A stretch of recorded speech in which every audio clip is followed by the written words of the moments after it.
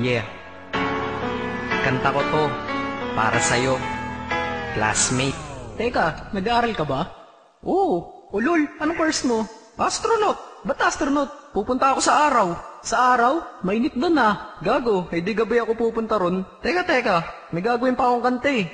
Okay, game. Hambog ng Sagpro Crew. Unang araw pa lang minahanda kita.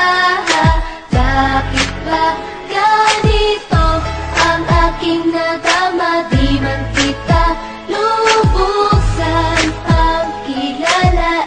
Ano naman, basta mahal kita.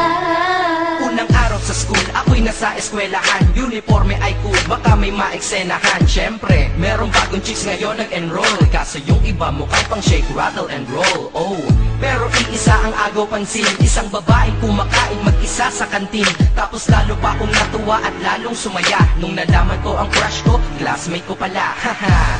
Ngayon nga madiskartehan, wala akong pakay kung magtaray o mag-enartehan. Basta gusto ko lang sabihin salitang nakakasado. Sa exam ng puso ko, alam mo ba ikay pasado? Pero teka lang, pangalan mo di ko pa alam. Hoy, mister, wag kang maingay. Tumahimik ka ma'am.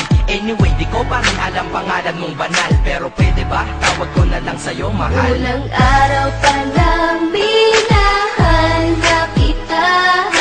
Bakit ba ganito ang aking nadama? Di man kita lubusan ang kilala. Ano naman, basta mahal kita. Second subject, andun kami sa may lab. Hindi ako nakikinig, titig ako kay may love.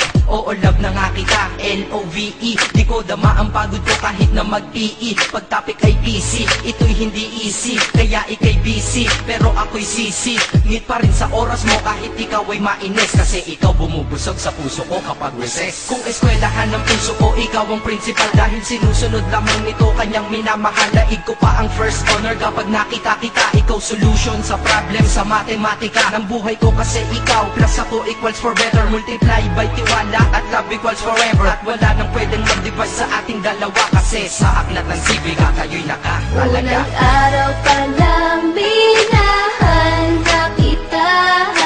Bakit ba ganito ang aking nadama? Di man kita lubusan ang kilala.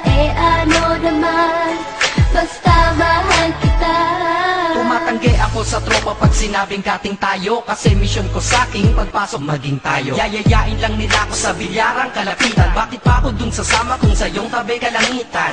Diba tama aking katwiran? Sa eskwelahan dun na kita natatabihan. Kapag ikaw ang seatmate ko, ayoko nang lumisan. Sana dito na lang tayo at walang uwian. Dang, baliw na ba ako? Hay nako, lagot sa aking assignment quiz at exam pangalan mo sagot. Lagi kong hinahanap ang iyong essence at presence. Kasi kinukumpleto mo ang nonsense na sentence. Kaya di na-absent, you're the angel God sent. Ayos ba ang accent?